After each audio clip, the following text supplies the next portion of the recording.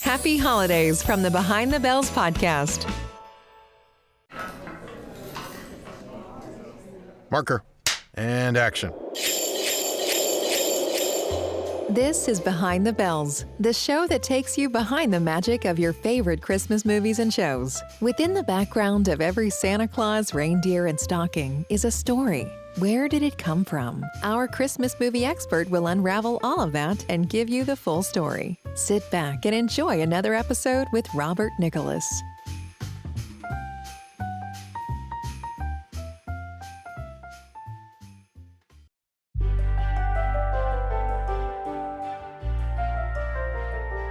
Merry Monday, everyone, and welcome to Behind the Bells. I'm your host, Robert Nicholas, and I'll be taking you on a one-horse open sleigh ride into the world of Christmas movies.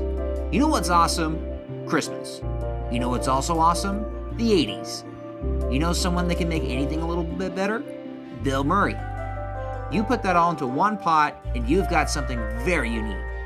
You got something that's dark, but heartwarming. You've got an attempt to update a classic story. You've got something that'll divide the critics and yet remain a cult hit with a mainstream audience.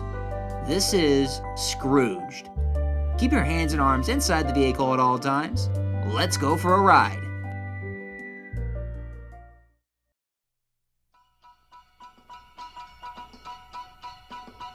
Scrooged was the 1980s attempt to take the classic story of A Christmas Carol and give it a modern twist.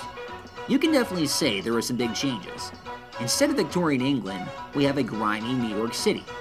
Instead of Ebenezer Scrooge, a miser who runs a counting house, we have Frank Ross, a young president of a television network called IBC, who only cares about getting as many people surrounding their televisions as possible. Instead of Bob Cratchit, a tired assistant bookkeeper, we have Grace, a young mother who's in the unfortunate position of Frank's secretary. Instead of Tiny Tim, a very sick boy, we have Grace's son Calvin, who hasn't spoken since witnessing his father's murder. Even instead of Belle, a woman from Scrooge's past who was his only chance at love, we have Claire, a woman who runs a homeless shelter who still may have feelings for Frank, and even still sees the younger guy she fell for. Having said all that, Scrooge still follows the story of A Christmas Carol, while our Scrooge is also trying to produce his own adaptation. That's part of the meta joke, that Frank Ross is intent on creating a popular adaptation of A Christmas Carol, or Scrooge as the movie calls it, while he himself doesn't try to follow any kind of a good example. If anything, no one at IBC is a saint. It's primarily a corporate office full of Scrooges. It's a place of yes men that all strive to make this the center focus of Christmas Eve. No family, no friends, no good tidings, no spirit. Just this major live performance of A Christmas Carol with Buddy Hackett, the Solid Gold Dancers, and gymnast Mary Lou Retton as Tiny Tim. Oh, this may all sound bizarre and stupid, but if you ever worked for a major entertainment conglomerate and then see it through the eyes of a 1980s executive that needs as many big names as possible, then it's suddenly the greatest idea ever.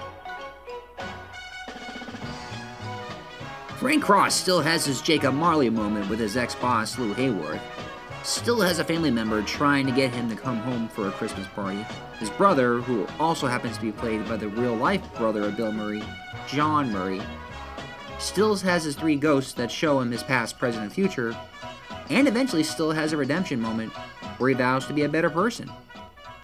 On the surface, even the idea of setting A Christmas Carol in the modern era doesn't seem that original, until you really start to realize that another major movie about that really hasn't been attempted before. I was trying to think about why that had not been attempted before, until I realized that the 80s was really the only time a movie like that could have been made. To give a little history lesson, most major movies about Christmas up to the late 50s were conventional and quite vanilla. That's not to say that that makes them bad. In fact, movies like Holiday Inn, Miracle on 34th Street, and It's a Wonderful Life are classics that I highly recommend and will probably cover in the future. But during that time, there wasn't really an incentive to take stories in a darker or more twisted route. Hence, Hollywood kept making very safe holiday movies, forgetting that as time passes, so does the expectations of an audience. Fast forward to the 80s, and the movie industry has seen a lot of changes. Along with the old system and producers out, and people like Steven Spielberg and Martin Scorsese in, Christmas movies had been in short supply. With a couple of exceptions, the biggest Christmas movie up to 1988 was Gremlins. Before you come at me with, Christmas Story, what about A Christmas Story? You have to understand that A Christmas Story was actually not a major hit. Its cult status wouldn't be cemented until later. Gremlins, on the other hand, wasn't just a hit. It was a cultural phenomenon. It was also a hit that managed to take that typical Christmas trope and turn it completely upside down. It wasn't afraid to show a scary atmosphere surrounded by Christmas decorations or Santa Claus attacked by monsters. So why not do the same thing with A Christmas Carol? After all, it is still a ghost story. In the 80s was also home to another major hit, Ghostbusters. So how did I come across this? Well, given that the movie has a lot of things I like, ghosts, Bill Murray, Christmas, dark comedy, and even heart, you'd assume I would have grown up with it. Well, the truth of the matter is that I didn't see it till a while later. Though I certainly knew who Bill Murray was, I saw him in Groundhog's Day. I didn't really recognize him for who he was until I saw Ghostbusters for the first time in middle school at around 2000. Even with that, I don't recall watching Scrooged until high school a couple of years later. Very likely, it was a Blockbuster rental, having been drawn to the image of Bill Murray taking a cigar light from a skeleton. That alone already gave me the notion that it was a much more macabre movie. But even with the title Scrooged, I honestly wasn't expecting a Christmas movie. I was so glad to have gotten that. Scrooged is a good definition of an acquired taste. It's an adaptation of A Christmas Carol that not only loves the original story, but clearly wanted to send up several things along for the ride. It satirizes overblown television specials, constant adaptations of A Christmas Carol, the entertainment media business, corporate culture, the economics of New York living, poverty, race relations, and just how much greed can really change a person for the worse. Scrooged is like that odd smoothie someone makes in a blender, with the most ridiculous things thrown in, and yet it still somehow came together for a unique flavor. And I doubt it's something that someone is ever going to be able to recreate. Sure, we've gotten darker adaptations of A Christmas Carol, and other holiday movies like Krampus have tried to blend Christmas, horror, and comedy. But let's face it, there is only one Scrooged. It wasn't until a while later when I got the DVD that I learned that the movie was something of a happy accident. Bill Murray and director Richard Donner didn't get along during the making. The script was consistently being rewritten. Even the studio was nervous about Bill Murray making his big return after a 4-year sabbatical. I wanted to connect the dots to see how everything came together to craft this unique take on A Christmas Carol. So let's ring out the bells and take a look at the history behind Scrooged.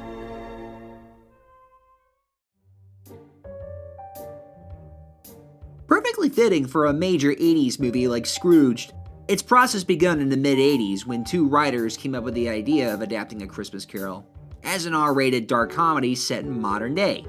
These writers were Mitch Glazer and Michael O'Donoghue. Donoghue originally came from the Sequoia, New York area, where he clearly had aspirations for the theater. He was already a playwright and an actor when he attended the University of Rochester, though eventually dropping out. He shifted back and forth from San Francisco to New York, where he continued to write and perform a variety of bizarre works. Some of his work included a play that explored sadism called The Twilight Maelstrom of Cookie Love and Gatto, and an erotic satire of comic books called The Adventures of Phoebe Zeitgeist. While working on a book called The Incredible Thrilling Adventures of the Rock, he met with fellow writers Henry Beard and Doug Kinney. The three of them would collaborate and eventually start up National Lampoon magazine. He continued to write his brand of incredibly bizarre stories as a founding writer and later as an editor for the magazine.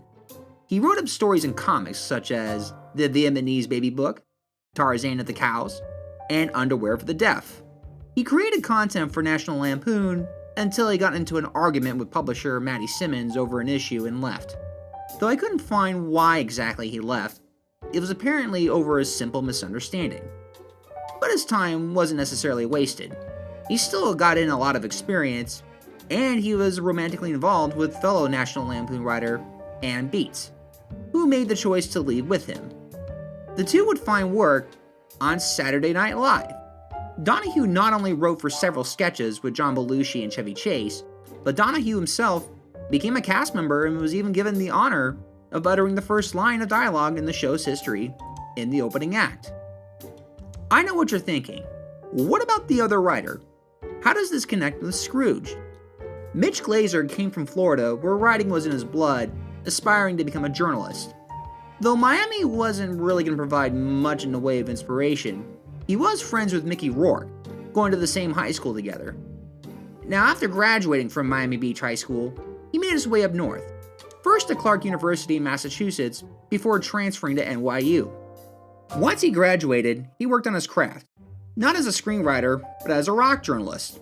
He wrote articles for several publications, including Rolling Stone, Playboy, and Crawdaddy. Though the magazine has long since ceased publication in 1979, Crawdaddy was considered the first magazine that took rock and roll seriously, really analyzing the bands like the Beatles and the Rolling Stones, similar to how art critics might view classical music. It was around 1977 when Glazer wrote his first ever cover story on John Belushi. While interviewing him, he was introduced to Donahue. The two instantly connected and vowed to work on a collaboration of some sort. The two were first asked to collaborate on a script for Belushi and Dan Aykroyd about a pot smuggler. Nothing really seemed to come out of that, as Belushi and Aykroyd would eventually work on their own script, The Blues Brothers. Still, Glazer and Donahue felt that they could create something great. And around 6 years later, in 1983, the two had an idea for a modern updating of A Christmas Carol that would combine the dark ghost story elements with the current SNL style of cynicism and crass. They also felt that both their experiences in working with SNL and Rolling Stone would make for honestly funny environments for a modern Scrooge. Apparently, both had experiences with bad bosses that provided enough inspiration for the character of Frank Ross. So how did Bill Murray join the project? Well, we'll get to that in a moment after I take a quick break. And now back to the show with our Christmas movie expert, Robert Nicholas.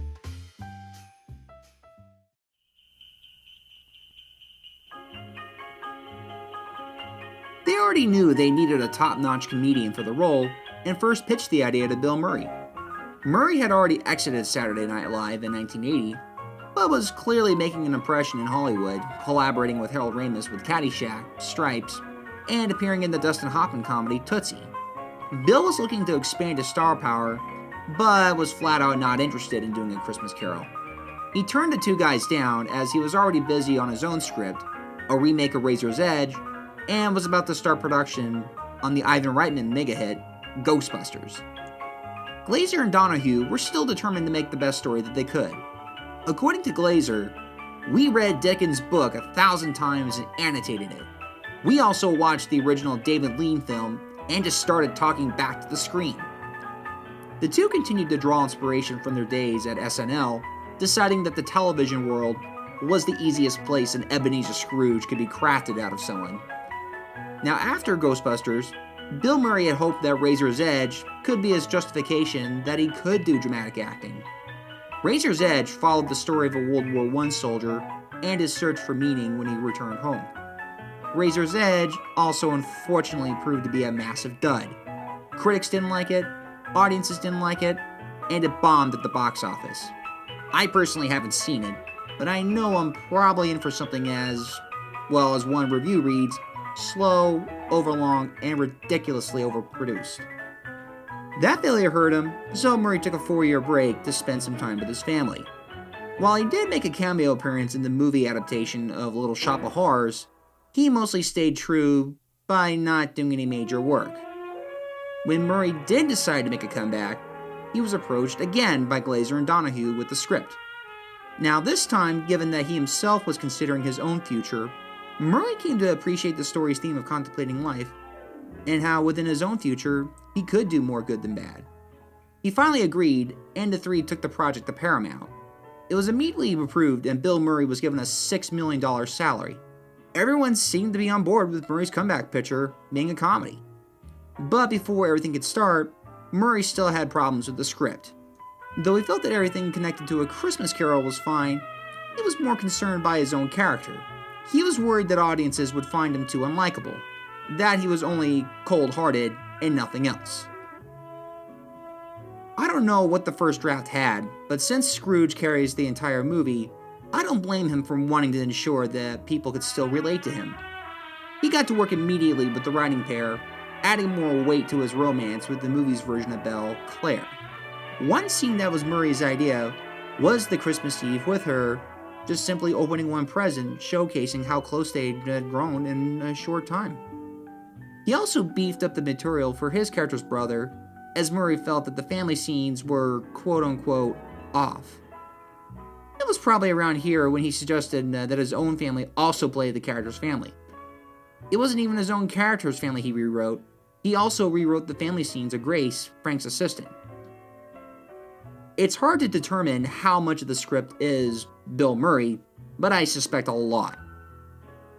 According to an interview with him in Starlog magazine, "We tore up the script so badly that we had parts all over my lawn." Once the script met his standards, they then sought out a director. Bill Murray's first choice was Sidney Pollack, having already worked on him with Tootsie, but he passed due to the script and creative differences with the writers. They then moved on to Richard Donner. Donner not only had one of the longest careers in Hollywood, but probably has the most variety. To go through the whole thing would take too long, but up to 1988, here's some highlights. He directed episodes of The Twilight Zone and Gilligan's Island. He covered horror in The Omen, superheroes in Superman, a family adventure in The Goonies, and a buddy cop story in Lethal Weapon, which also happens to be a Christmas movie. All these were also hits. Donner was in demand. Donner is a man who likes to try out a variety of genres, but has never done a straight-up comedy before. He wasn't even sure about taking the job. He knew the script was good. He knew that the movie had a unique balance of hard truth and Christmas warmth, but he also had no idea if he was a good match for Bill Murray. So the two met in New York to talk about it. They shared tequila shots and felt like that they were going to get along. So Donner agreed to direct and was hired. As hard as I tried to look into how people were casted, I unfortunately couldn't find much information. What I did see was that the writers felt that each character needed an actor that can work with Bill Murray's style of improv while sticking to the script. According to an interview, Karen Allen said that she had already met Murray a few years prior. She was working with a theater group called Shakespeare & Company in Lenox, Massachusetts, when Bill had come to town. She was aware of his style and manner, but was not aware that he had taken a break from film. But about a year later in 1987, she came in and auditioned against several other actresses. She said it was primarily an improv audition and that Richard Donner was there. It sounded like he was trying to find people that were ready to work with an unpredictable comedian. She was immediately casted as Claire.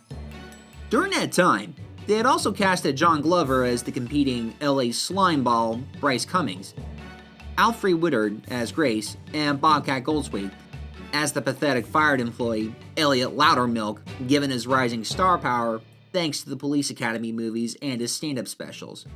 Comedian Sam Kinison was originally considered for the taxicab driving Ghost of Christmas Past before it went to David Johnson, who was primarily known for being the lead singer of the heavy punk band New York Dolls. Comedian Carol Kane, fresh off of playing another fantasy character in The Princess Bride, was casted as the Ghost of Christmas Present. And though hidden under an effect and would remain uncredited, stuntman Robert Hammond would play the Ghost of Christmas Future. The Jacob Marley part, Frank's ex-boss, who would also come back in a grotesque zombie form, would be casted to John Forsythe, a classic actor with a lot on his resume. Most people recognize him as the unseen Charlie from the original Charlie's Angels. Casting went smoothly from that point on. The one actor that oddly turned out to be harder to get, despite his small role, was Robert Mitchum as Frank Cross's current boss. It wasn't until both Donner and Murray went to him twice to convince him to take this part.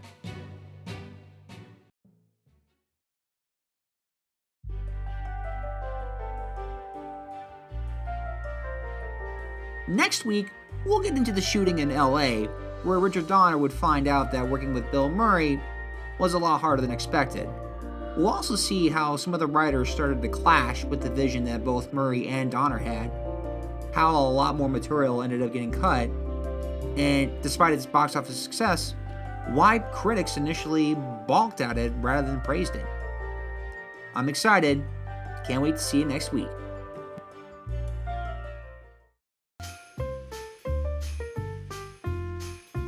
Thank you for joining us on this sleigh ride into the magical world of Christmas movies. Check us out for weekly rides into your favorite Christmas classics and their histories. Be sure to give us a positive review on iTunes if you like what you heard. And don't forget to follow us on social media on Facebook and Instagram for updates and special news. Consider subscribing on Patreon in order to help keep the show going and to gain access to some special gifts not available to the public. Merry Monday to all, and to all a good night. See you next week. Cut. Okay, everybody, that's a wrap.